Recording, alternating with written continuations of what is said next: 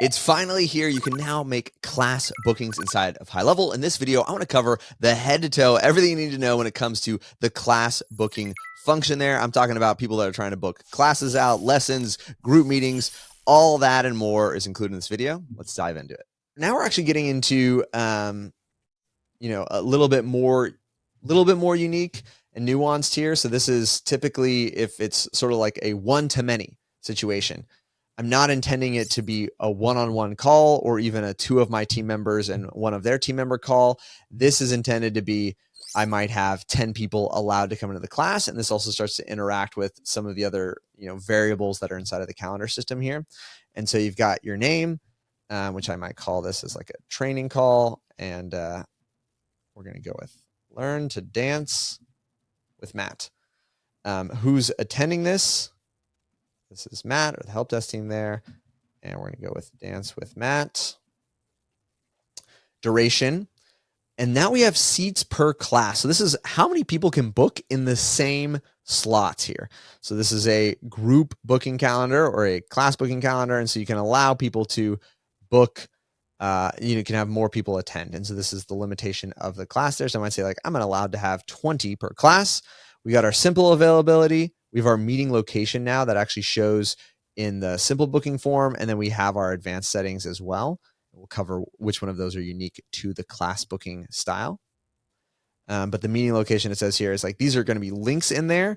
And you can do Zoom, you could do an address. There's, the similar things that we have in the advanced settings. But for the class booking, they bring it to this quick book here. Oh, and that actually makes sense as well. The meeting location is required for a class because it's in here. So they know it's going to have some sort of thing, but this is why it could be as simple as a Zoom link, or it could be an actual location because there has to be a place for them to attend. And it's not going to be like you calling all of their phone numbers at the same time. So quick out of the box. It gives you the links. Like I said, it's got the quick booking there for folks that are just in a rush.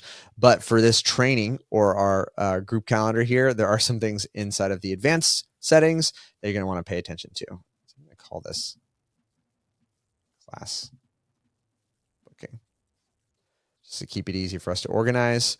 You have the date specific blockouts again.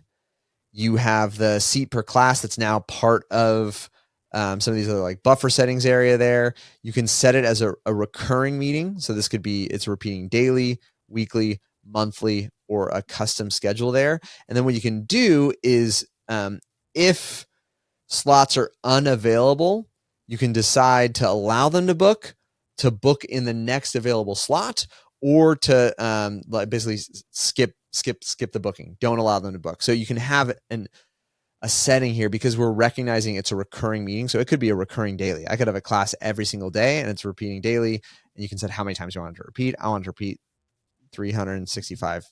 Guess I can't repeat more than 24. But I can set it to repeat daily for up to 24 times. And then I can say if they're booking and it's already maxed out, I already have 20 folks. Should I let it overbook and keep it as an unconfirmed appointment? Should I keep it as confirmed? Or should I just push them into the next available slot? So they're choosing this time. This is what they wanted, and it's basically going to let them book, but just on the next one that's available there.